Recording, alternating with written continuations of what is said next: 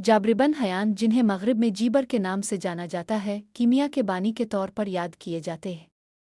अब तकरीबन 721 ईस्वी में ईरान के शहर तूस में पैदा हुए।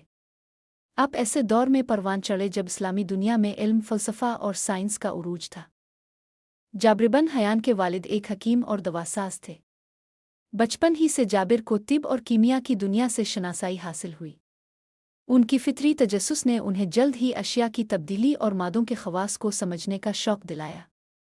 अपने अपने दौर के अजीम उलमा से तालीम हासिल की।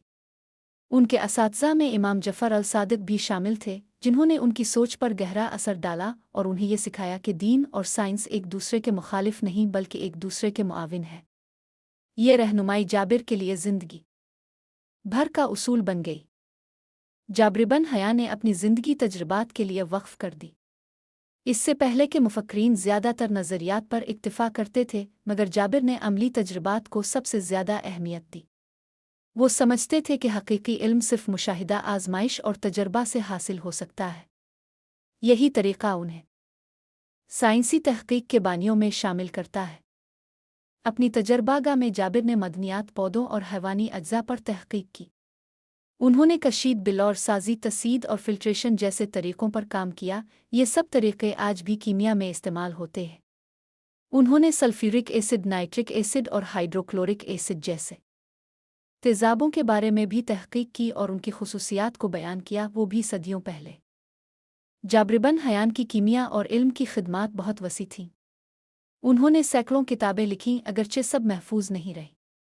उन तहरीरों में उन्होंने धातु, मुरक्कबात, रंगाई, शीशा साजी और तिब पर गुफ्तगू की। उन्होंने ये भी बयान किया कि कीमियाई अमल नई अशिया पैदा कर सकते हैं, जो जदीद कीमिया की बुनियाद है। उनकी एक बड़ी कामयाबी कीमियाई अमल को मुनज़्ज़म बनाना थी। उन्होंने मादों को मुख्तलिफ ज़ुमरों में तकसीम किया, जैसे धातें, गैर धातें और रूहानी मादे। अगरचे उनकी कुछ तहरीरों में सूफियाना नज़रियात भी शामिल थे, लेकिन उनका ज़ोर अमली तहक़ीक़ पर था, जो साइंसी दुनिया में एक इनकलाब था। जाबिर बिन हयान का असर इस्लामी दुनिया से कहीं ज़्यादा फैला। उनके काम लातीनी में तर्जमा हुए और सदियों तक यूरोपीय उलमा ने उनसे इस्तिफ़ादा किया।